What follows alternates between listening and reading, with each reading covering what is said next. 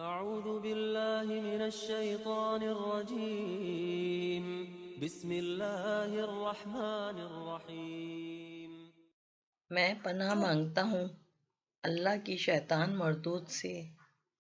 شروع اللہ کے نام سے جو بڑا مہربان نہایت رحم والا ہے۔ إن الله لا يستحيي أن يضرب مثلا ما بعوضة فما فوقها فأما الذين آمنوا فيعلمون أنه الحق من ربهم وأما الذين كفروا فيقولون ماذا أراد الله بهذا مثلا يضل به كثيرا ويهدي به كثيرا وما يضل به إلا الفاسقين۔ ہاں، اللہ اس سے ہرگز نہیں شرماتا کہ مچھر یا اس سے بھی حقیرتر کسی چیز کی تمثیلیں دے۔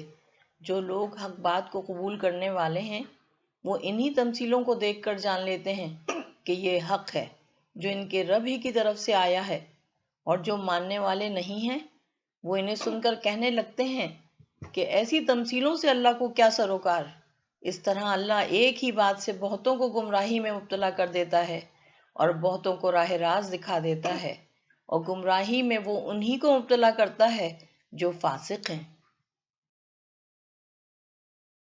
الذين ينقضون عهد الله من بعد ميثاقه ويقطعون ما أمر الله به أن يوصل ويفسدون في الأرض أولئك هم الخاسرون۔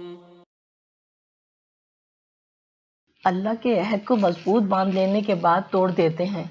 اللہ نے جسے جوڑنے کا حکم دیا ہے اسے کاٹتے ہیں اور زمین میں فساد برپا کرتے ہیں۔ حقیقت میں یہی لوگ نقصان اٹھانے والے ہیں۔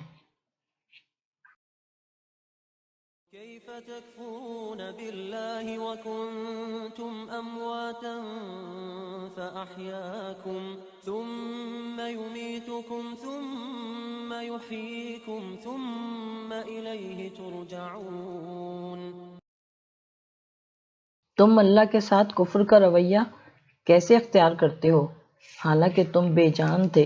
اس نے تم کو زندگی عطا کی، پھر وہی تمہاری جان سلب کرے گا، پھر وہی تمہیں دوبارہ زندگی عطا کرے گا، پھر اسی کی طرف تمہیں پلٹ کر جانا ہے۔ هو الذي خلق لكم ما في الأرض جميعا ثم استوى إلى السماء فسواهن 7 سماوات وهو بكل شيء عليم۔ وہی تو ہے جس نے تمہارے لیے زمین کی ساری چیزیں پیدا کی، پھر اوپر کی طرف توجہ فرمائی اور 7 آسمان استوار کیے، اور وہ ہر چیز کا علم رکھنے والا ہے۔